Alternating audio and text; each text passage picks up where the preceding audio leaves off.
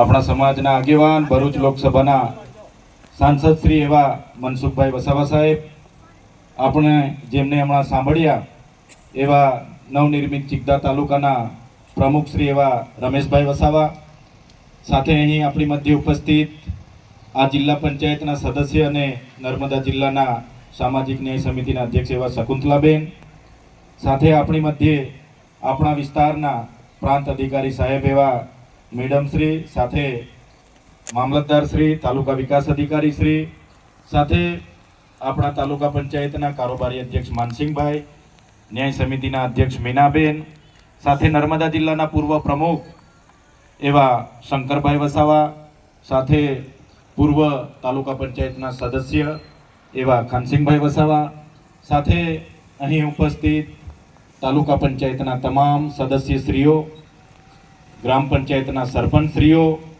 સાથે ભારતીય જનતા પાર્ટીના પ્રમુખશ્રી અને મારા સાથી અને નર્મદા જિલ્લાના આમ આદમી પાર્ટીના ઉપાધ્યક્ષ એવા દેવેન્દ્રભાઈ, સાથે મોટી સંખ્યામાં અહીં ઉપસ્થિત ગામના અને આજુબાજુ ગામના વડીલો, યુવાનો, માતા બહેનો અને ખૂબ મોટી સંખ્યામાં તમામ શાખાઓમાંથી અહીં ઉપસ્થિત થયેલું વહીવટી તંત્ર, જેમાં તલાટીશ્રીઓ, આંગણવાડી વર્કરો, આશા વર્કરો, આરોગ્ય વિભાગના કર્મચારીઓ, સાથે પોલીસ અધિકારીઓ, ફોરેસ્ટ અધિકારીઓ, તમામ લોકો આજના કાર્યક્રમમાં પધારેલા છે. સૌને મેં નમન કરું છું અને સૌને હું જોહાર કરું છું. સાથીઓ, આજનો કાર્યક્રમ એ ભારત સરકારે નક્કી કરેલા માન્ય દેશના વડાપ્રધાન શ્રી નરેન્દ્રભાઈ મોદીજીના 12 વર્ષનો કાર્યકાળ પૂરો થયો છે. એને અનુસંધાને 8 તારીખથી લઈને 18 તારીખ સુધી સમગ્ર દેશમાં અનેક વિવિધ કાર્યક્રમ યોજાઈ રહ્યા છે. થોડા દિવસ પહેલા ચિકદા તાલુકાનો નાલંદા આશ્રમ ખાતે સામાજિક વનીકરણ અને વન વિભાગ દ્વારા વૃક્ષારોપણનો કાર્યક્રમ હતો. આજે જનકલ્યાણ શિબિરનો કાર્યક્રમ છે. એ જ પ્રકારે અનેક વિભાગોને લઈને રોજના કાર્યક્રમો થતા હોય છે. ત્યારે આજે આનંદ થાય છે કે ખૂબ મોટી સંખ્યામાં લોકો આ કાર્યક્રમનો લાભ લેવા માટે અહીંયા ઉપસ્થિત થયા છે. કાર્યક્રમનો મુખ્ય હેતુ છે કે તમામ તાલુકાની તમામ શાખાઓ જ્યાં પણ કાર્યક્રમ હોય એ વિસ્તારમાં જઈને કોઈને વૃદ્ધ પેન્શન ના કાગળિયાની જરૂર હોય, વિધવા પેન્શન, જાતિના દાખલા, આવકના દાખલા, કોઈને વારસાઈ કરાવવું હોય, કોઈને નામ દાખલ કરાવવું હોય, કોઈને આવાસનો હપ્તો બાકી હોય, કોઈ વ્યક્તિને કોઈ પણ યોજનાનો લાભ લેવો હોય, એની માર્ગદર્શન પણ તમને આ તમામ વિભાગના લોકો આપશે. સાથે સ્વાસ્થ્યને લગતી કોઈને ચેકઅપ કરાવવું હશે તો સ્વાસ્થ્યની પણ ચકાસણી કરશે અને જે પણ નાની મોટી બીમારીઓ કઈ નજરે પડશે એનો રિપોર્ટ આપશે, એની દવા આપશે. તમામ પ્રકારનું કામ આજે અહીંયા તમામ શાખાના અધિકારીઓ તમને કરી આપશે અને માર્ગદર્શન પણ આપશે. આ કાર્યક્રમનો હેતુ સરકારશ્રીની યોજનાઓ છેવાડાના વ્યક્તિ સુધી પહોંચે, કોઈ પણ વ્યક્તિ યોજનાથી વંચિત ના રહી જાય, એના માટે આખા જિલ્લાનું વહીવટી માળખું સાંસદ સાહેબ, અમે ધારાસભ્ય તરીકે અને તમામ ચૂંટાયેલા પ્રતિનિધિઓ આપણા ગામને મધ્ય આવ્યા છે. એટલે વધુને વધુ લોકોને મારે વિનંતી છે કે બધા જ લોકો તમારી જે કઈ સમસ્યા હોય, કાગળમાં, નામમાં સુધારા વધારા, આધાર કાર્ડ લિંક કરાવવાનો હોય, કેવાયસી કરાવવાનો હોય, રેશન કાર્ડનું કામ હોય, આપણા જ ગામમાં બધા જ અધિકારીઓ આવ્યા છે. એટલે બધા જ પોતપોતાનું કામ કરાવી લેજો. એટલે અમારા સહકારથી, અધિકારીઓના સહકારથી, પદાધિકારીઓના સહકારથી બધા એક મુઠ્ઠી બનીને કામ કરે છે. એ દિવસે આવી સફળતાઓ મળે છે ને એનાથી પણ વધારે સારું થાય. આપણા વિસ્તારમાં હજુ 2-3 સમસ્યાઓ છે. કુપોષણની સમસ્યાઓ છે, સિકલ સેલની સમસ્યાઓ છે, પણ એ અવિરત ચાલતી પ્રક્રિયાઓ છે. એમાં એને પણ નિવારણ કરવું હશે. આપણા ક્ષેત્રને સારા શિક્ષણમાં લઈ જવું હશે.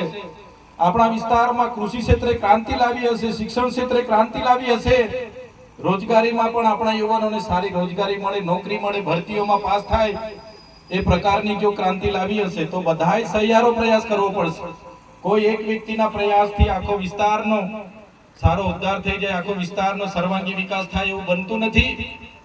એક સામાન્ય તલાટીથી લઈને ગ્રામ સેવકથી લઈ ધારાસભ્ય, સાંસદ, પ્રમુખો, બધા જ લોકો, તમામ અધિકારીઓ ફોરેસ્ટ વિભાગના હોય, જીબીના હોય, બધા જ લોકો રાત દિવસ મહેનત કરે છે, પોતાની ફરજ નિભાવે છે. એક પ્રકારે નૈતિકતાથી જે જવાબદારી મળી છે નિભાવશે, તો મને પૂરો વિશ્વાસ છે સૌના સહકારથી આપણે આગળ વધી શકીશું. અહીંયા બેઠા છે બધા જ વડીલો, યુવાનો, વધારે વિશેષ નહીં કહીશું, હજુ તમારે બધા યોજનાઓની માહિતી પણ લેવાની છે. પણ આજના કાર્યક્રમમાં આપણી મધ્ય આપણા વડીલ સાંસદ શ્રી મનસુખભાઈ વસાવા સાહેબ પણ ઉપસ્થિત રહ્યા છે, એમને પણ આપણે સાંભળવાના છે. તમામ પદાધિકારી મંચસ્થ છે, તમામ અહીં ઉપસ્થિત થયા છે બધા જ લોકો. મને આજે આનંદ થાય છે કે આ સરસ કાર્યક્રમ આપણો થઈ રહ્યો છે અને સફળ કાર્યક્રમ થઈ રહેલો છે. આવી જ રીતના બધા સાથે આગળ વધતા રહીશું તો ચોક્કસ એક દિવસે આપણો નવનિર્મિત ચિત્તા તાલુકો પણ ગુજરાત અને દેશના નકશામાં એક આગવી સ્થાન પર આવશે એવો વિશ્વાસ સાથે આપ સૌ અહીં ઉપસ્થિત થયા અને અમારું સ્વાગત કર્યું, સન્માન કર્યું અને અમને જે બોલવાની તક આપી, આપણે સૌ લોકોએ શાંતિથી અમને સાંભળ્યા, એ બદલ બધાનો હું ખૂબ ખૂબ આભાર માનું છું. ધન્યવાદ. ભારત માતા કી જય. આપણને સુંદર અને માર્ગદર્શન જ્યાં સુધી તમારા કામ નહીં પતશે ત્યાં સુધી તમારી સેવા આપશે, માર્ગદર્શન આપશે અને પછી અહીંથી જવાના છે. સાથીઓ, યોજનાની આપણે વાત કરીએ તો સરકારની અનેક યોજનાઓ છે. ખેડૂતો હોય એમની પાસે 7-12 સનત હોય તો દાતરડીથી લઈને ટ્રેક્ટર સુધીની યોજનાઓ છે. ખેડૂતોને તગારા, પાવડા, પિકમ જોઈએ એની માટે પણ યોજના છે. કોઈને દુધાળા પશુ જોઈએ, ગાય ભેંસની પણ યોજના છે.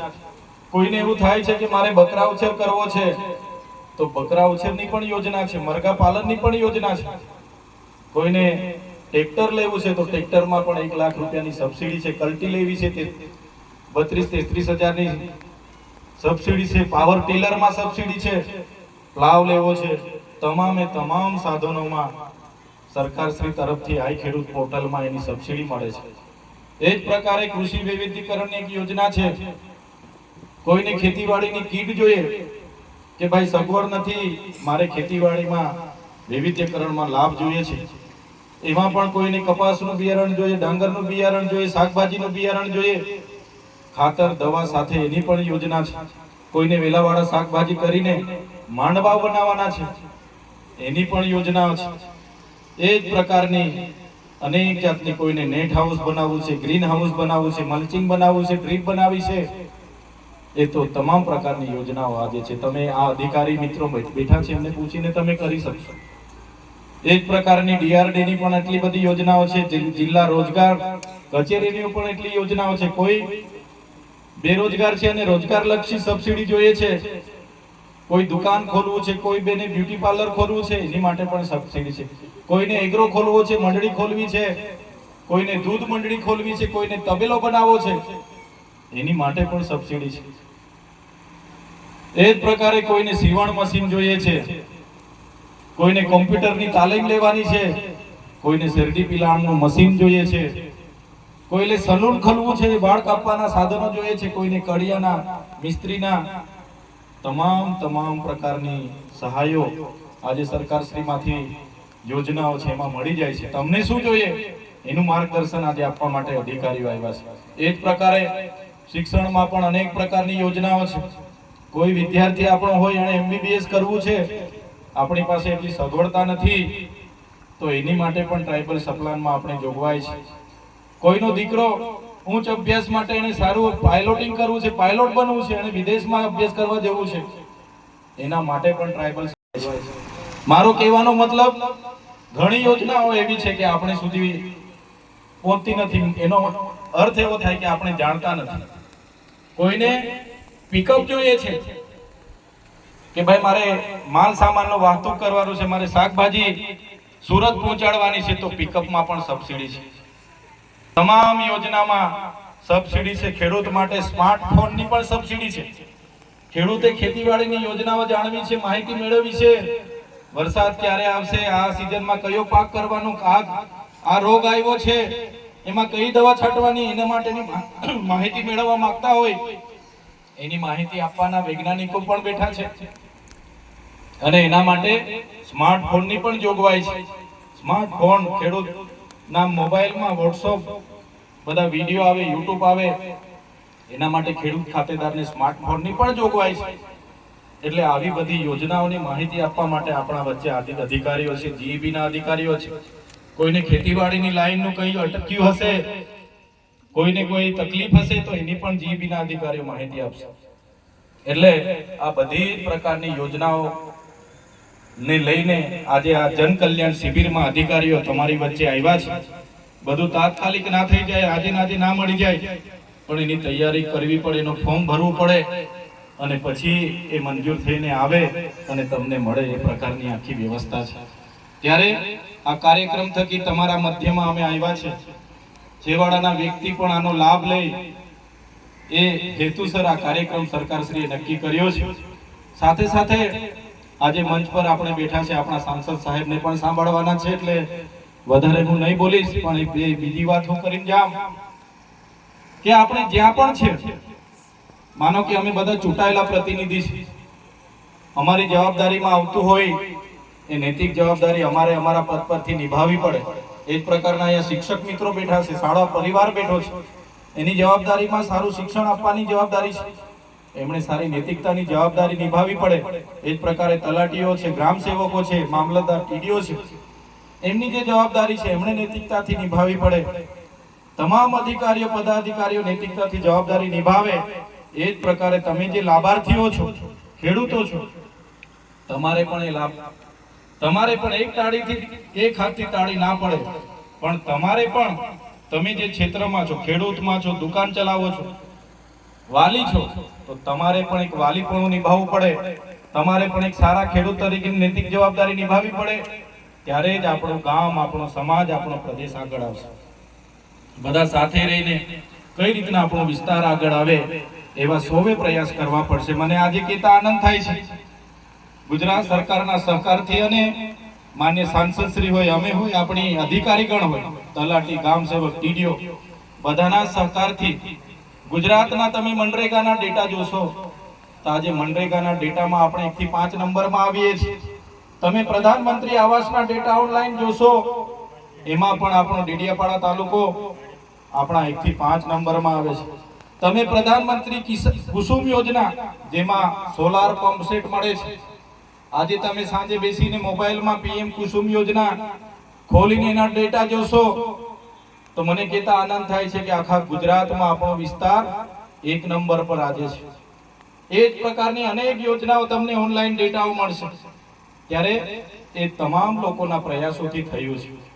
કોઈ એકલાના પ્રયાસોથી અમે એવું નથી કહેતા કે અમે ચૂંટાયેલા લોકોના પ્રયાસથી. એક